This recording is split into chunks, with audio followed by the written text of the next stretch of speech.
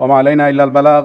ওয়াসসালামু আলাইকুম ওয়া রাহমাতুল্লাহি ওয়া বারাকাতুহু। সম্মানিত সুধীবৃন্দ, অনুষ্ঠানের প্রারম্ভে আমি সশ্রদ্ধ চিত্তে স্মরণ করছি মহান মুক্তিযুদ্ধের শহীদ, বীর মুক্তিযোদ্ধা ও নিগৃহীতা মা বোনদের।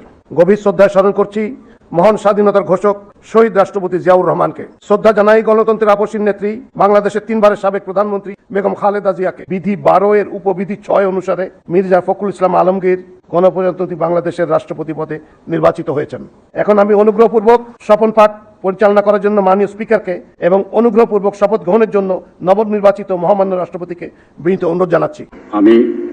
আমি মির্জা ফখরুল ইসলাম আলমগীর সশ্রদ্ধ চিত্তে শপথ বা দৃঢ়ভাবে ঘোষণা করিতেছি যে আমি আইন অনুযায়ী বাংলাদেশের রাষ্ট্রপতি পদের কর্তব্য বিশ্বস্ততার সহিত পালন করিব।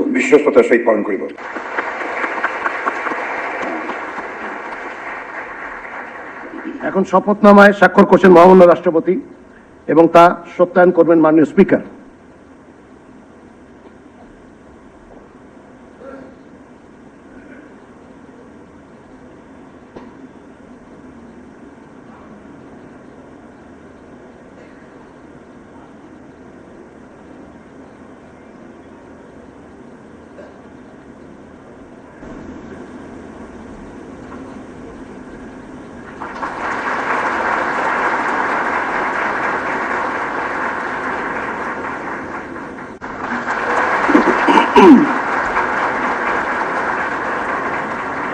মহামান্য রাষ্ট্রপতিকে গণপ্রজাতন্ত্রী বাংলাদেশের দায়িত্বভার গ্রহণ করায় সকলের পক্ষ থেকে জানাচ্ছি আন্তরিক অভিনন্দন।